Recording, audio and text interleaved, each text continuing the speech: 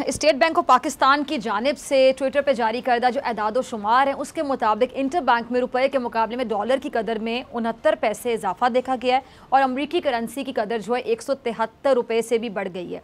अच्छा, डॉलर की जो ऊंची उड़ान है उसके बायस तमाम जो मल्टी नेशनल कंपनीज़ हैं उन्होंने अपनी जो मसनूआत हैं जैसा कि बच्चों के जो खुश्क दूध है, डायपर्स हैं, सर्फ हो गया, साबुन, शैम्पू, मेकअप का सामान, इसकी कीमतें बढ़ा दी हैं और 30% तक 30% तक बढ़ाई गई हैं। अच्छा, दूसरी जानिब गवर्नर स्टेट बैंक रज़ा बाकरी कहते हैं कि जी IMF के साथ जो मुज़ाकरात हैं वो बड़े मुस्बत अंदाज में आगे बढ़ रहे हैं और जल्द ही IMF के साथ जो डील की खुशखबरी है वो भी सुनाई जाएगी, आपको मिलेगी। अच्छा, पेट्रोलियम मसनूआत की जो कीमतें हैं उसमें इजाफे के हवाले से उन्होंने बात की और जी रज़ा बाकर साहब ने कहा कि महंगाई पूरी दुनिया में हो रही है और अमेरिका में जो महंगाई है वो पिछले 30 साल में नहीं हुई है। तेल की कीमत बढ़ने से महंगाई में इजाफा हो रहा है। इस पूरी सूरत हाल पे बात करने के लिए मेरे साथ मौजूद चेयरमैन FBR और सीनियर माहिर माशियात शबर जैदी साहब, बहुत शुक्रिया जैदी साहब ज्वाइन करने के लिए। जैदी साहब, क्या वजह है कि इस बार जो IMF से मुज़ाकरात हैं वो बड़े लंबे हो गए हैं, तवील हो गए हैं? क्योंकि पाकिस्तान ने तो IMF की बात मानते हुए बिजली की कीमतें भी बढ़ा दी हैं, सब्सिडी भी ख़त्म कर दी है। अब इसके अलावा क्या हम सोच सकते हैं कि IMF ने कुछ मज़ीद नई शराइत ऐसी रख दी हैं या मज़ीद ऐसी शराइत हो सकती हैं कि मामला हल की तरफ जा ही नहीं रहे, महंगाई होती चली जा रही है, सिचुएशन समझ नहीं आ रही, किसी को अवाम बेचारे परेशान हुए बैठे हैं? देखिए, इसमें डॉक्टर साहिबा दो बातें। पहली बात तो ये है कि ये आपका अंडरस्टैंडिंग गलत है कि हम सब्सिडी ऑन पेट्रोलियम और एनर्जी जो है वो खत्म कर देंगे। IMF की डिमांड ये है कि वो सब्सिडी को लॉन्ग टर्म में खत्म करना चाहते हैं। रज़ा बाकर साहब जो मर्जी कहते रहें या जो भी पोजीशन हो, हमें सब्सिडी ऑन एनर्जी खत्म करने की पोजीशन में पाकिस्तान नहीं है और एनर्जी और पेट्रोलियम पे सब्सिडी बाकी रहेगी। इस बात के ऊपर हमारा और IMF का मेरे जाती हिसाब से एक तनाव है जो उन्हें सेटल करना पड़ेगा। इसमें हमारे पास वापसी की राह नहीं है, वापसी की राह उनको लेनी पड़ेगी कि हमारी बात से एग्री करें। दूसरा, वो ये बात कर रहे हैं कि अपनी जो टैक्स की एग्जेम्पशन हैं वो खत्म करें, उस पर ही मेरा ये व्यू है कि अभी कोई मेजर एग्जेम्पशन इस तरह की नहीं है जिसको हम खत्म कर सकते हैं। तो IMF के जो मुज़ाकरात हैं वो इसलिए हमारे पेंडिंग पड़े हैं कि दो जो शराइत, बुनियादी शराइत हैं IMF की, वो शराइत हैं, ये जो कुछ भी हैं वो हम पूरी नहीं करेंगे और वो हमें नहीं करनी चाहिए और हमें नहीं करनी। तो ये इस वजह से IMF के मुज़ाकरात पेंडिंग है और उसमें कोई बुरी बात नहीं है, हम उनकी बिला वजह की कोई कंडीशन एक्सेप्ट नहीं करेंगे। अब बात आ गई जो बुनियाद, दूसरी बात मैं कहना चाहता हूँ कि देखें, आप भी इस प्रोग्राम करती रही हैं मईशत के ऊपर और चीज़ों को जानती हैं। IMF और जो इंटरनेशनल लॉबी होती है वो अपनी डिसीजंस को और अपनी लचक को और अपने मामलात को इस बुनियाद पे करती है कि हमारे वेस्टर्न कंट्रीज के साथ ताल्लुकात कैसे हैं।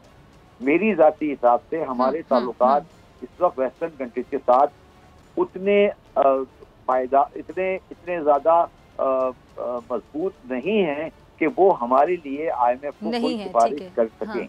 और जब तक हमारी वो पोजीशन जब तक वो हमें सिफारिश नहीं करेंगे, IMF से हमें लीनियंसी नहीं मिलेगी। मगर मैं आपको ये प्रेडिक्ट कर रहा हूँ कि इंशाल्लाह ताला आपको ये 1-1.5 हफ्ते के अंदर ये प्रेडिक्शन चेंज होगी और हम अपनी एक नई की तरफ जाएंगे। सॉरी, मैं आपकी बात काट रही हूँ शबर जैदी साहब। ये जो हमारे ताल्लुकात उनके साथ बेहतर नहीं है, उसकी बहुत सी वजूहात हैं, आप भी समझ सकते हैं। एब्सोल्युटली नॉट वाली बात भी हो सकती है। फिर ये जो हुकूमत है ये डू मोर नहीं करना चाहती, नो मोर उनको क्लियरली कह दिया जाता है। एब्सोल्युटली नॉट तो जारी बात है, उनको जाके उनके दिल पे चुभता है।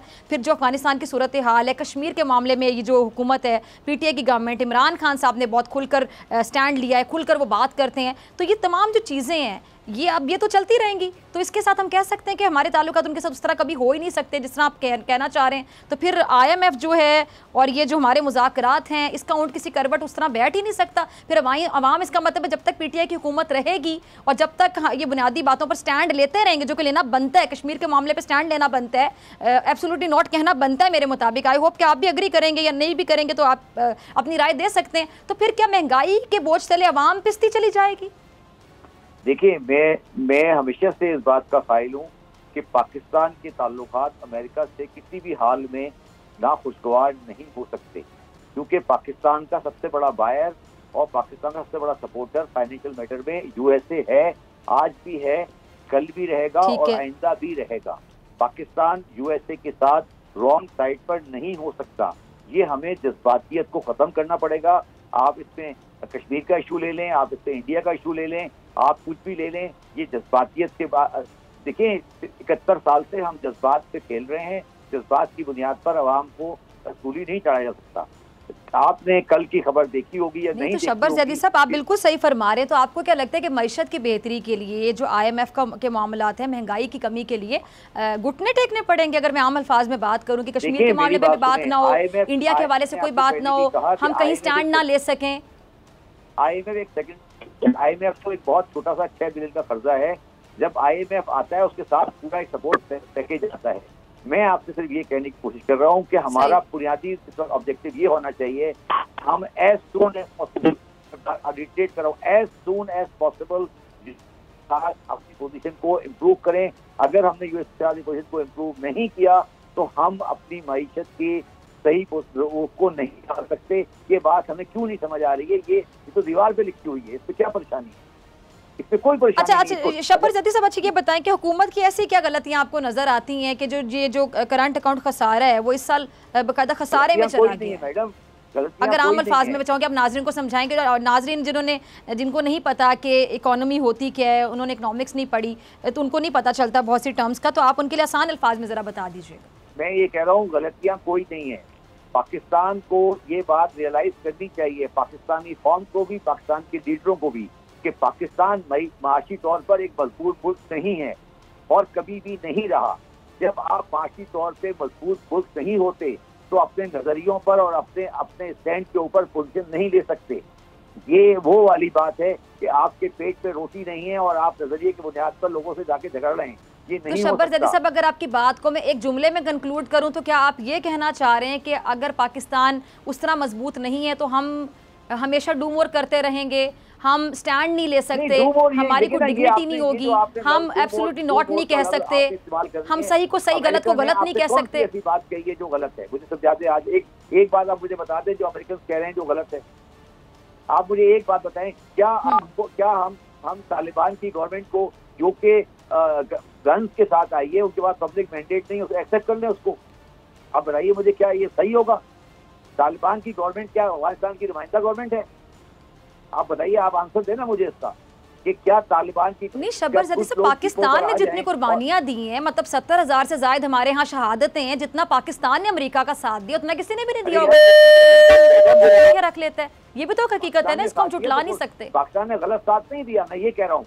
बात सुने ना, अफगानिस्तान तो कभी सेटल नहीं होगा। मतलब पाकिस्तान ने तो हमेशा साथ दिया ना। आप मेरी बात समझे, मैं कह रहा हूँ अफगानिस्तान तो कभी सेटल नहीं होगा। तारीख में 2000 साल से सेटल नहीं है। अफगानिस्तान के इश्यूज के ऊपर और अपने नजरियात के ऊपर पाकिस्तान के 20 करोड़ आवाम को होस्टेज नहीं बना सकते। आप इस बात को क्यों नहीं समझते?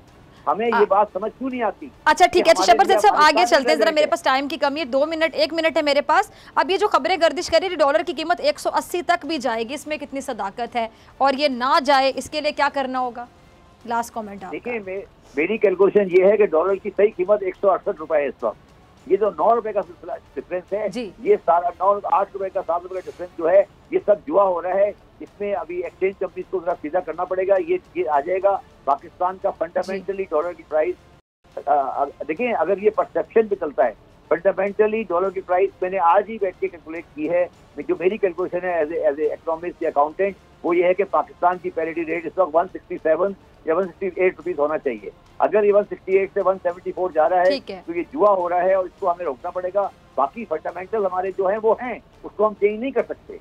ये जो दरमियान में जुआ हो रहा है, जिसके ऊपर लोग परसेप्शन में खेल रहे हैं, इसको हमें रोकना पड़ेगा। ये हमारे हाथ से है, फंडामेंटल को हम चेंज नहीं कर सकते। मैं सिर्फ आपको ये कहने की कोशिश कर रहा हूँ कि जब आपके पेट पे रोटी नहीं हो तो अपने नजरियों को जरा हल्का रखना पड़ता है। बस सिर्फ मैं ये कहना चाहता हूँ।